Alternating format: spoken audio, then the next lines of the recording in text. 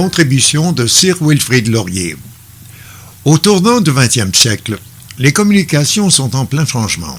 Les fils, pour le télégraphe, s'étendent le long des routes pour relier les villes.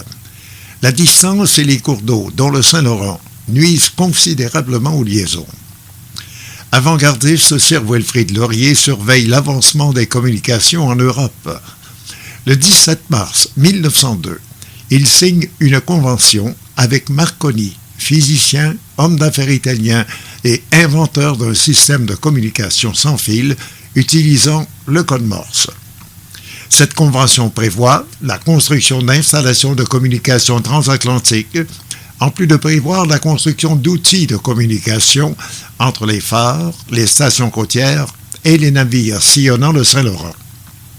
En travaillant ainsi avec Marconi, Laurier s'assure du développement rapide des communications sur le fleuve et dans le golfe Saint-Laurent, en plus de viser les communications avec l'Europe dans les années suivantes.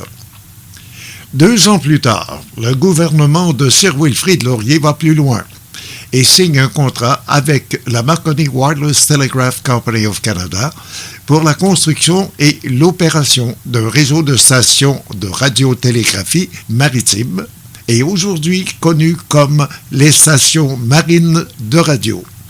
Le Canada s'impose avec ce premier réseau du genre et devient précurseur dans la transmission sans fil au monde. Ce système de communication connaît une expansion fulgurante dans les années suivantes. En 1904, il n'y a que 6 stations le long du Saint-Laurent. En 1915, on n'en compte pas moins de 21. De même, en 1904-1905, seuls 4 bateaux possèdent des équipements de télégraphie sans fil. Le Stanley, le Canada, le Minto et le Lady Laurier. En 1913, près de 90 navires canadiens sont en mesure de communiquer grâce à cette invention de Marconi. De cause à effet, grâce à ce nouveau système de communication développé par Marconi, la TSF est installée de plus en plus sur les navires. Mais au centre du Québec, en Mauricie, les radioamateurs développent rapidement ce nouveau système de communication sans fil pour communiquer entre eux. Le docteur Ricard de Grand-Mère est reconnu comme pionnier dans ce domaine dans la région. Son appareil TSF pouvait capter les ondes courtes. Il échangeait beaucoup avec le curé maçon de Sainte-Thècle et avec le curé de Nicolet-Georges Desgilets qui partageait son passe-temps.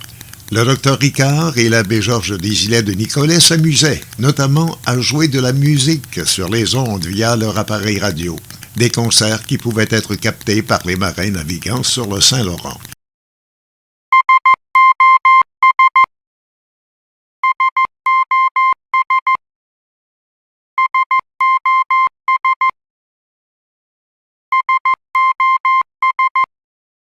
Dans la nuit du 14 au 15 avril 1912, le docteur Ricard entendit d'étranges communications via son appareil à ondes courtes.